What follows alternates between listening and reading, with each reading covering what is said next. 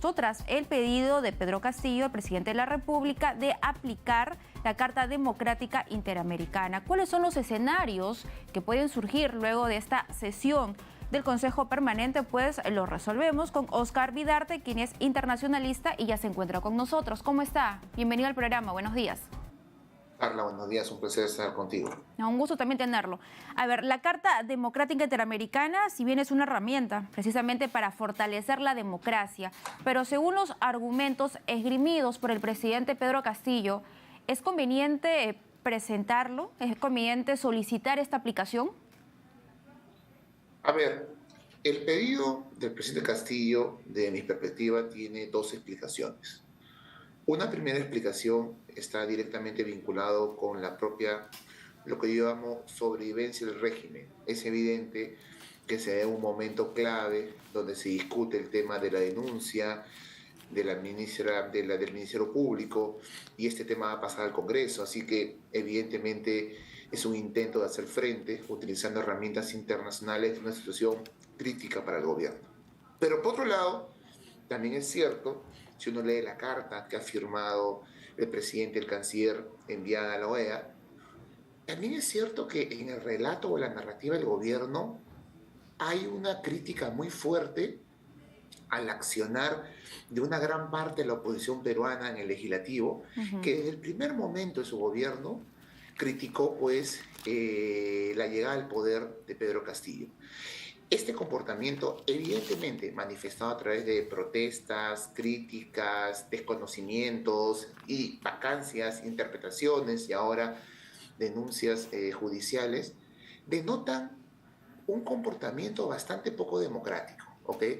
Y creo que de alguna manera la Carta tiene sustento, porque la OEA justamente no solamente se encarga de analizar o atender situaciones vinculadas con quiebres del orden constitucional, también, gracias a la Carta Democrática Interamericana, también se preocupa por ver escenarios donde la democracia se ve alterada.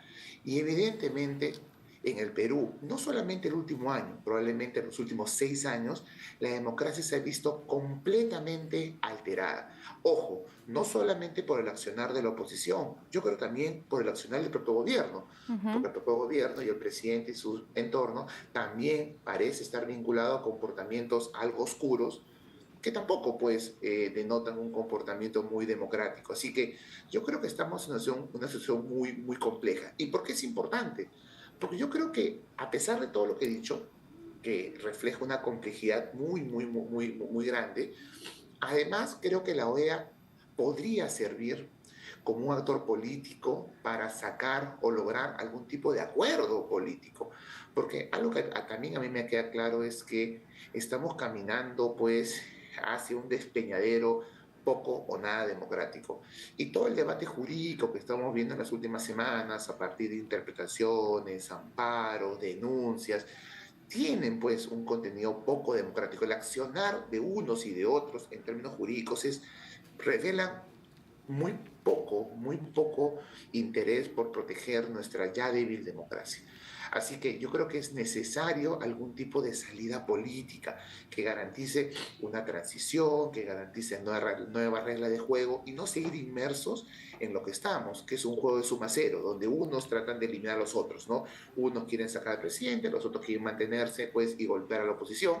Y eso no favorece nuestros intereses. Y lo único que va a generar es una mayor crisis, porque no brinda muchas o muy buenas perspectivas en el corto plazo para la política peruana. Así que yo creo que es necesario algún tipo de transición y la OEA tiene experiencia interviniendo, siendo partícipe de crisis políticas en otros países y podría, ante la situación grave y límite que nos encontramos, podría jugar un papel interesante.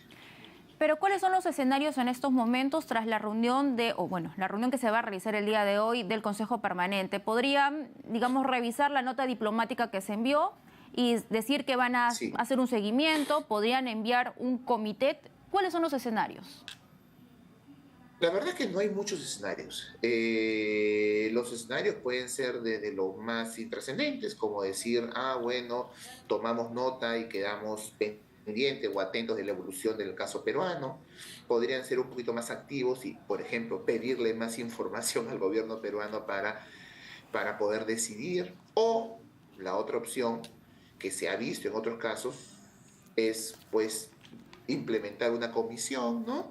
Y que esta comisión pues venga al país y realice unas visitas. Como dice el artículo 18 de la Carta Democrática Interamericana, realice Ujú. visitas, se reúna con las partes, recabe información y emite algún tipo de informe que dé pie a siguientes pasos, ¿no? Que puede ser una OEA brindando buenos oficios, tratando de mediar. En la carta presentada por el gobierno peruano a la OEA hacen mención expresa a la participación de la OEA en la crisis en Bolivia el año 2008, que fue básicamente una participación donde brindó sus buenos oficios y donde la OEA jugó un papel, digamos, para el acuerdo, porque finalmente la crisis boliviana en 2008, que fue una crisis todavía más grave, porque hubo violencia social, incluso fallecidos, personas fallecidas, Ujú. pues en esa crisis la OEA sirvió para un acuerdo entre la oposición y el oficialismo que permitió cierto grado de gobernabilidad, digamos, que es lo que el Perú necesita a gritos en este momento. Entonces la pregunta, ¿la OEA podría servir para esos intereses en la situación en la que nos encontramos, con pocas perspectivas en el corto plazo? Creo que es una opción que habría que pensarla. A ver, usted menciona que uno de los escenarios es que se envíe una comitiva a nuestro Sí, país para poder hablar con todos los actores que están involucrados en este sí. momento, en esta crisis. Se entiende también que sería con la fiscal de la Nación. Entonces, ¿eso sería contraproducente para el presidente Pedro Castillo? ¿En qué sentido? Porque la fiscal de la Nación va a argumentar ante la comitiva enviada por la OEA en qué consiste esta denuncia constitucional de más de 300 páginas, quiénes los están acusando, cuáles son las pruebas recabadas, los indicios, en fin. Y también podría hablar con el legislativo y decir, bueno, que la vacancia está dentro de la Constitución. Entonces, ¿puede esto realmente afectar al presidente Pedro Castillo más que beneficiarlo? No lo sé. Lo cierto es que la OEA tendría que venir al Perú para enterarse de la complejidad de la crisis peruana, porque es evidente que la carta presentada por el gobierno peruano hace referencia a una cara de la moneda, una cara de la moneda que es cierta, es decir, es difícil de negar que en términos generales, al margen de la posición del fiscal, ojo, el último año hemos visto un comportamiento por parte del sector de la oposición poco nada democrático, que desde el primer momento desconocieron la elección del presidente. Pero esta es una cara de la moneda. Hay otra cara, como tú dices, de la moneda. Y la otra cara de la moneda es un gobierno que lleva a cabo o tiene comportamientos poco transparentes, oscuros, al margen del Estado de Derecho, también pues que cuestionan o afectan la democracia. Y yo creo que la OEA debería enterarse de la complejidad. Una cosa no quita la otra. Que la OEA se entere de la situación del presidente, los casos de corrupción y cómo se ha venido trabajando ese tema, me parece positivo porque se da cuenta de la complejidad de la crisis, pero creo que también se daría cuenta, y eso muy fácilmente, de un comportamiento de la oposición poco democrático, ¿no? Que desconoce a un presidente, digamos, democráticamente elegido, ¿no? Ujú. Desde el minuto cero. Entonces yo creo que más que favorecer a un presidente, yo creo que la OEA puede darse cuenta de toda la real dimensión al margen de la carta, que es una parte de la historia, y creo que podría jugar un papel importante para acercar a partes que en este momento en el Perú se encuentran muy polarizadas, ¿no? Ujú. ¿Cuántas veces ha invocado hasta el momento la Carta Democrática?